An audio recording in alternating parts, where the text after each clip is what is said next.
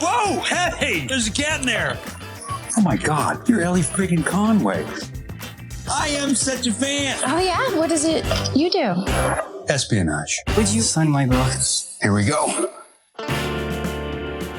Argylle is a comedic spy movie that's full of surprises, twists, and action, directed by the Kingsman director Matthew Vaughn, based on the book by the same name. I'm going to try really hard not to give anything away in this review, but I will say that one of the surprises is that unlike what the posters, trailers, and what most women might hope, it does not in fact star Henry Cavill and Dua Lipa.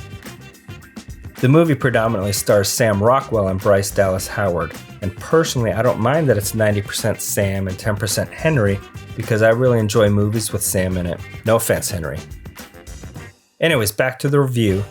The premise of this movie is that Bryce is an introverted author named Ellie Conway. Ellie has become quite the famous author with her series of books about a dashing spy named Argylle. She's currently suffering from writer's block and she's unable to come up with an ending to her next book in the series. On her train ride home to visit her parents, played by Catherine O'Hara and Bryan Cranston, she gets ambushed by a group of highly trained killers, but she's saved by Sam Rockwell's character Aidan Wilde, who turns out to be a spy. He explains to her that a covert organization called the Division has targeted her because the books she writes turns out to predict real-life actual world events. Aidan informs her that if she can just finish the next chapter of her book, she might be able to unlock the clues needed to figure out how to defeat the Division. The movie has plenty of twists, keeping you guessing throughout the entire film, and if you're a fan of the Kingsman movies, you'll most likely enjoy Argylle as well. But I will say that the last third of this movie was all over the place.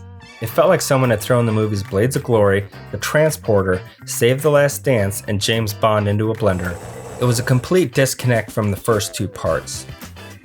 A final heads up that's not quite a spoiler is that you're gonna want to make sure that you stick around during the credits because there's a little scene that might just hint to a Kingsman-Argylle crossover happening.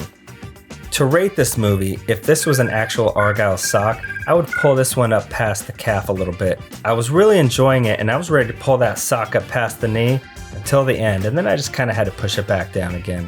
If you found this review to be helpful in deciding whether or not to watch Argylle, please give us a like and a subscribe.